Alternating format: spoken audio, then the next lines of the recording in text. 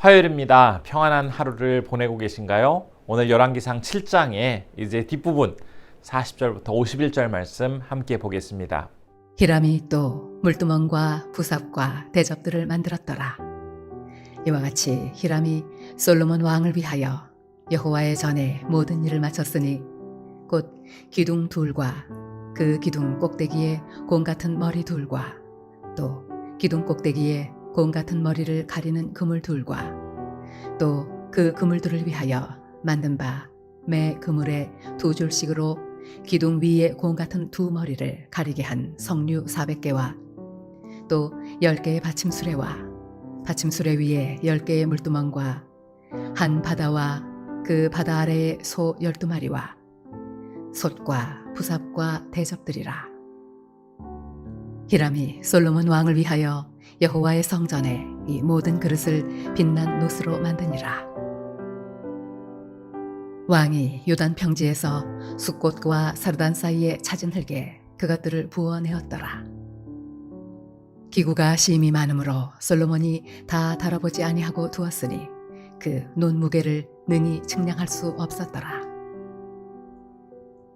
솔로몬이 또 여호와의 성전에 모든 기구를 만들었으니 곧 금단과 진설병의 금상과 내소 앞에 좌우로 5씩 둘 정금 등잔대며 또 금꽃과 등잔과 불집게며 또 정금 대접과 불집게와 주발과 숟가락과 불을 옮기는 그릇이며 또 내소 곧 지성소문의 금 돌적이와 성전 곧 외소문의 금 돌적이더라.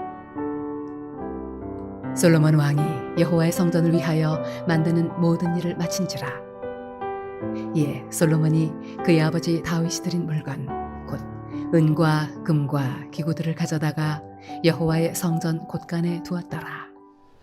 이 시간 주신 말씀은 7장의 끝부분에 해당합니다. 그 중에서 40절부터 47절은 놋 기능장 히람이 주도해서 만들었던 성전의 기물들이 어떤 것이 있었는지 다시 한번 소개하고 있고요. 48절부터는 앞장인 6장에서 소개했었던 성전 내부에 있는 많은 금 기구 중에서 언급되지 않았던, 이야기하지 않았던 그런 다른 기물을 나열하고 있습니다. 성전 밖에 있는 기물은 주로 놋을 이용해서 만든 반면에 성전 내부의 기물은 금으로 만들었습니다.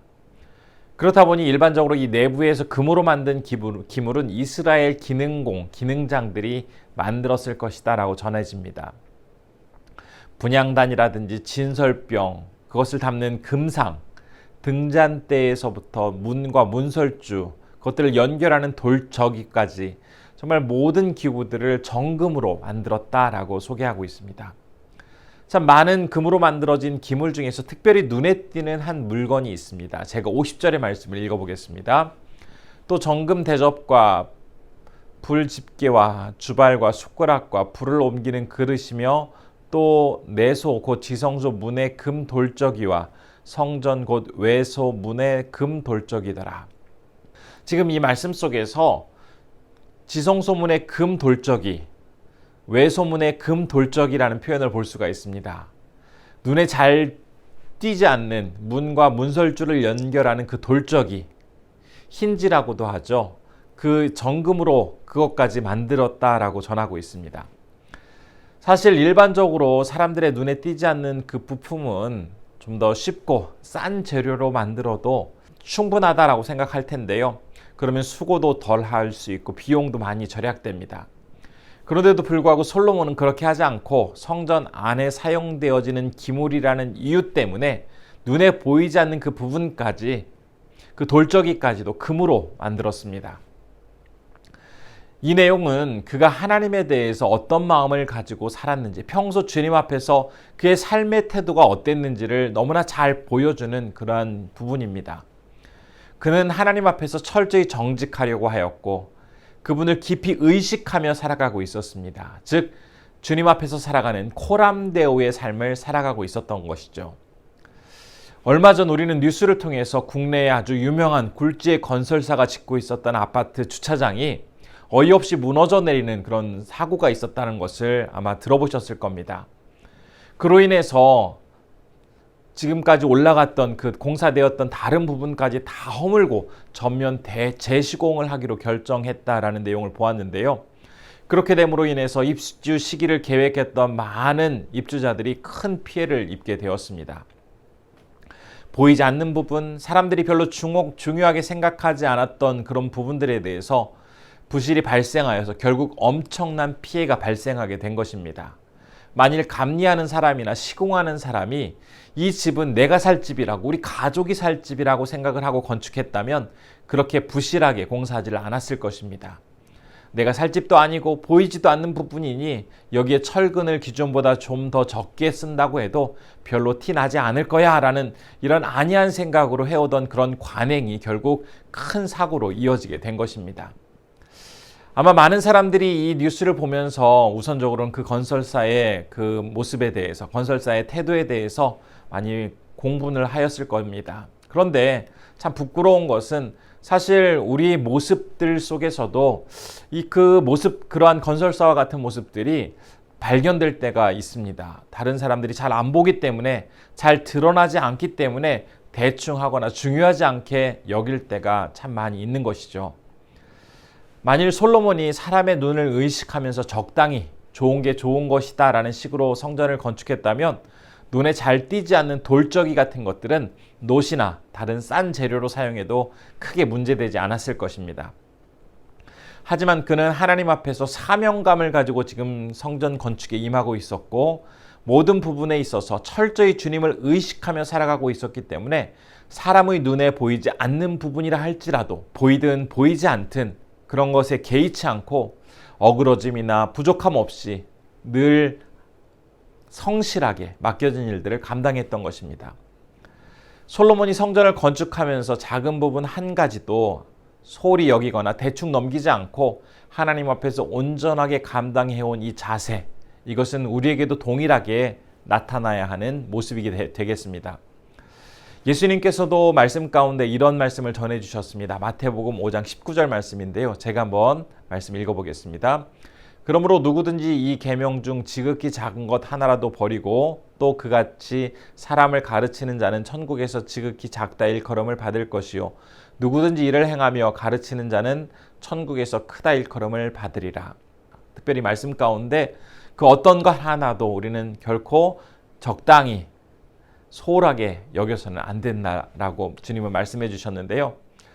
주님께서는 실제로 삶을 살아가실 때 이 땅에서 율법의 1.1획도 소홀히 여기지 않으셨고 성부 하나님 앞에서 온전히 순종하는 모습을 보여주심으로써 그 작은 것 하나에도 성실하게 임하며 살아가는 것이 얼마나 위대한 모습인지를 구체적으로 보여주셨습니다. 하나님께서 만일 사람들을 대할 때 눈에 띄고 잘하고 훌륭한 사람들에게만 집중하시고 별 볼 일 없는 사람, 드러나지 않는 사람들에 대해서는 관심을 갖지 않으셨다면 아마 저 같은 사람은 도저히 살아갈 수 없었을 것입니다. 주님께서는 작은 자 하나도 결코 소홀히 여기지 않으셨기 때문에 그분이 베풀어 주신 사랑, 그것은 너무나 위대한 사랑이 되고 그분의 베풀어 주신 그 은혜와 구원도 완전한 구원이 되는 것입니다. 하나님께서는 우리를 참 다양한 자리에 세워주셨죠. 때로는 교회를 섬기는 일에 세워주시기도 하고 직장, 가정, 참 다양한 곳에 일을 담당하도록 맡겨주십니다. 과연 우리는 그곳에서 일을 담당할 때에 하나님 앞에 서 있는 자, 코람데오의 자세로 그 일을 감당하고 있는지 오늘 말씀을 통해서 내 모습을 되돌아보았으면 좋겠습니다. 특별히 말씀 속에서 지극히 작은 것 하나까지도 성실하게 감당하던 그 솔로몬의 마음가짐을 우리도 기억하며 그렇게 살아간다면 하나님께서 우리의 삶 속에서 소중한 열매로 우리의 삶을 더욱더 풍성하게 만들어 주실 것입니다. 아무리 사소해 보이는 것이라 할지라도 성실히 감당하시는 우리 성도님들 되시기를 진심으로 바라봅니다. 우리 기도할 때 첫 번째로는 아무리 사소해 보이는 일이라 할지라도 코람데오의 마음으로 최선을 다해 주님께 영광 돌리기 위해 감당할 수 있도록 도와주옵소서라고 기도했으면 좋겠고요. 두 번째로는 우리 니제리아 손영희 선교사님, 니제리아 국가 정세가 굉장히 불안한데 안정된 정세 속에서 건강하게 사역 잘 감당하실 수 있도록 우리 선교사님을 위해서 기도했으면 좋겠습니다. 기도하겠습니다.